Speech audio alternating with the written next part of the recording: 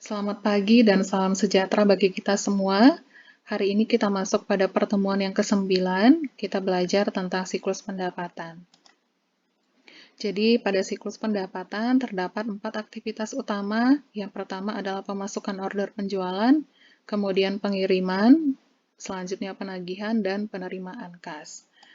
Nah, di sini dijelaskan dengan menggunakan DFD level konteks untuk siklus pendapatan. Ada beberapa aktivitas yang terdapat pada siklus pendapatan, kemudian juga ada beberapa pihak yang terkait di dalamnya. Dimulai dari customer yang membuat order kepada pihak perusahaan, kemudian di sini juga ada inquiry. Nah, kemudian pihak perusahaan mengecek ketersediaan barang, kemudian mengirimkan barang tersebut kepada customer dengan menggunakan kurir. Seperti itu ya. Kemudian nanti jika penjualannya dilakukan secara kredit, maka perusahaan akan melakukan penagihan. Jadi penagihan tersebut dibuat dalam bentuk invoice, ya. Kemudian customer melakukan pembayaran kepada perusahaan. Kemudian dana yang diterima oleh perusahaan akan disimpan atau disetor ke pihak bank, ya. Kemudian perusahaan juga melakukan pencatatan pada buku besar dan membuat sistem pelaporan. Ya, sistem pelaporan ini nanti akan disampaikan kepada pihak manajemen perusahaan. Nah, kemudian siklus pendapatan juga berhubungan dengan bagian HRD, yang mana HRD ini nanti berfungsi untuk pembagian atau pemberian komisi kepada sales. Ya. Selanjutnya, siklus pendapatan juga berhubungan dengan siklus produksi dan siklus pengeluaran. Nah, tadi siklusnya itu dimulai dari pemasukan order penjualan. Seperti ini ya. Jadi, aktivitasnya pemasukan order penjualan. Kalau kita lihat di sini langkah-langkah pemasukan order penjualan, ada 4 langkah. Ya, yang pertama adalah perusahaan memperoleh order dari pelanggan. Dokumen sumbernya adalah order penjualan. Jadi, order tersebut disampaikan kepada manajer kredit. Jika manajer kredit menyetujui penjualan kredit, maka perusahaan dalam hal ini bagian inventory memeriksa persediaan barang yang diminta oleh konsumen atau customer. Nah, jika barangnya tersedia atau tidak tersedia, maka bagian penjualan memberikan jawaban atas permintaan customer. Di sini dijelaskan pemasukan order dengan menggunakan DFD tingkat 1. Jadi tadi dimulai dari menerima order dari pelanggan, jadi customer membuat order. Kemudian bagian manajer kreditnya menyetujui kredit pelanggan, kemudian mengecek persediaan, ya. Pengecekan persediaan berhubungan dengan pengiriman, kemudian billing, kemudian warehouse, kemudian purchasing untuk pembelian kembali, back order. Ya. Nah, di sini tadi jika persediaannya ada ataupun tidak ada, maka bagian penjualan akan memberikan respon kepada customer. Seperti itu ya. Jadi ini adalah penjelasan keempat langkah ini yang dijelaskan dalam bentuk DFD tingkat 1. Di sini ada contoh sales order form, ya. Jadi kita lihat di sini ada number PO, kemudian ada tanggal, ya, tanggal order, kemudian pengirimannya kemana, penagihannya kemana, seperti itu ya. Kemudian di sini dijelaskan ada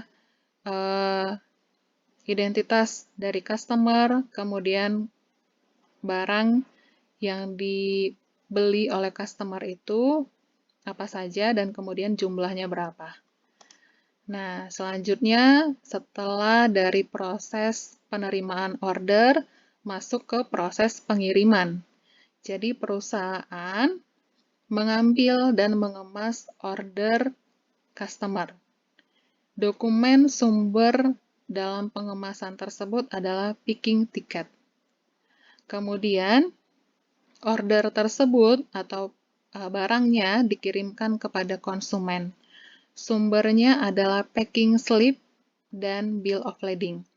Jadi, packing slip ini adalah dokumen dalam pengepakan, pengemasan, kemudian bill of lading ini adalah dokumen atau surat kontrak perjanjian kepada pihak pengirim. Seperti itu ya. Di sini dijelaskan juga di FD tingkat 1 untuk pengiriman. Dimulai dari penerimaan tiket picking, jadi barang di-pick dan di-pack, kemas. Ya, kemudian barang dikirim. Pengiriman barang berhubungan dengan kurir, kemudian berhubungan dengan bagian billing dan account receivable. Jadi ini untuk pengupdatean piutang dagangnya. Ya. Selanjutnya juga berhubungan dengan siklus produksi dan siklus pengeluaran. Baik, di sini ada contoh packing slip, dokumen packing slip ya. Jadi packing slip ini untuk pengiriman, di sini ada tujuan pengirimannya kemana, kemudian dijelaskan produk atau barang yang dikirim, ya. Di sini ada deskripsinya. Kemudian juga ada bentuk customer return form jika barang tersebut dikembalikan. Seperti itu ya. Nah, kemudian setelah masuk pada proses pengiriman, perusahaan membuat tagihan. Tagihan ini adalah untuk penjualan barang secara kredit. Jadi, membuat tagihan untuk pelanggan dalam bentuk invoice, dokumen sumbernya adalah faktur pelanggan. Kemudian, juga pengupdatean piutang dagang atau account receivable. Dokumen sumbernya adalah laporan bulanan atau monthly statement. Nah, di sini kita lihat ya, dengan di FD dijelaskan bahwa perusahaan membuat invoice untuk menagih kepada pelanggan. Ya, kemudian diupdate juga piutang dagang dari pelanggan tersebut. Kemudian perusahaan juga membuat suatu buku besar dan sistem laporan. Ya, kemudian invoice ini diperoleh dari bagian shipping, karena barangnya sudah diterima dengan baik oleh konsumen. Kemudian, untuk pengupdatean account receivable, juga ini berhubungan dengan mailroom. Mailroom ini adalah suatu bentuk layanan jasa yang mana kita bisa bekerja sama dengan pihak pengiriman, seperti itu ya, untuk penagihan. Penagihannya bisa bentuknya dalam bentuk email ya kepada pelanggan. Nah, selanjutnya di sini ada bentuk invoice. Jadi ada contoh invoice ya. Ini ada bill to-nya. Jadi penagihannya ini dikirimkan ke sini. Kemudian ada deskripsinya, kemudian ada harga dan jumlahnya. Untuk quantity 4, harganya 200, maka jumlahnya 800. Dan terakhir ada total. Kalau kita lihat di sini ada juga biaya pengiriman, ya. Nah, kemudian setelah ada proses penagihan, selanjutnya adalah proses penerimaan kas. Jadi, perusahaan menerima pembayaran yang diberikan oleh pelanggan, kemudian perusahaan melakukan pemutakhiran saldo buku besar piutang usaha untuk masing-masing pelanggan. Selanjutnya, dana yang diterima oleh perusahaan dikirim atau disetor ke pihak bank. Seperti itu ya. Jadi itu untuk siklus pendapatan. Nah, di sini kita lihat juga ada sistem ERP, Enterprise Resource Planning, untuk siklus pendapatan. Ingat bahwa ERP itu adalah suatu bentuk integrasi dari setiap sumber daya yang ada di perusahaan. Jadi integrasi. Ya, ingat sumber daya itu adalah semua hal yang ada pada perusahaan yang dapat digunakan untuk produktivitas perusahaan tersebut. Seperti itu. Nah, jadi di sini kita lihat ada sales, ya, kemudian ada sales order processing di sini. Ini adalah database-nya ya, database-nya. Kemudian juga ada bagian pengiriman, ya kan? Kemudian ada bagian collecting-nya.